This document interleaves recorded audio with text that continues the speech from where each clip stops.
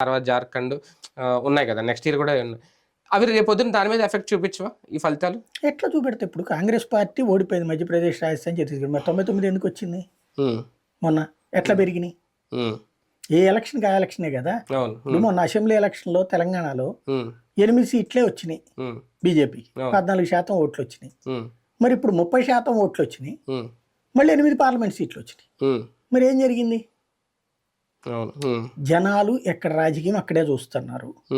ఇదివరకటికి మళ్ళీ జనాలు వీక్ మైండెడ్గా లేరు, స్ట్రాంగ్గా ఉన్నారు. అసెంబ్లీకి ఎవరిని ఎంచుకోవాలి, పార్లమెంట్ ఎవరిని ఎంచుకోవాలి అన్నటువంటిది. ఇప్పుడు ఎక్కడే ఎందుకు? కర్ణాటకలో మొన్న అసెంబ్లీలో కాంగ్రెస్ని గెలిపించారు. మరి పార్లమెంట్ ఎన్నికలు అక్కడ 9 సీట్లే ఇచ్చారు కాంగ్రెస్కి, మెజారిటీ అక్కడ బీజేపీకి ఎట్లా ఇచ్చారు? తెలంగాణలో కాంగ్రెస్ పార్టీకి అధికారం ఇచ్చారు. మరి అక్కడ భారతీయ జనతా పార్టీకి కాంగ్రెస్ సమానమైన శక్తిని ఎట్లా ఇచ్చారు? అంటే అసెంబ్లీని అసెంబ్లీగానే చూస్తున్నారు, పార్లమెంట్ని పార్లమెంట్గానే చూస్తున్నారు. జాతీయ స్థాయిలో కాంగ్రెస్ని ఇంకా ప్రత్యామ్నాయంగా చూడట్లేదు, కాంగ్రెస్ని ప్రతిపక్షంగా చూస్తున్నారు, ప్రత్యామ్నాయంగా చూడాలి. అలాగే ప్రత్యామ్నాయం ఏం లేదు కదా. అదే అంటే భవిష్యత్తులో వెళ్ళాలి, వీళ్ళు ఎదగాలి, ప్రయత్నిస్తున్నారు. వీళ్ళు గతంతో పోల్చుకుంటే పుంజుకుంది కాంగ్రెస్ పార్టీ. మోడీకి ప్రత్యర్థిగా రాహుల్ గాంధీని ఇంకా చూడట్లా, అది ఇప్పుడు ప్రయత్నిస్తున్నారు. ఇప్పుడు సైకలాజికల్ గేమ్ నడపడం ద్వారా, టాపిక్స్ ని హైలైట్ చేయడం ద్వారా మంచి వ్యూహమే, వ్యూహంలో తప్పేం లేదు.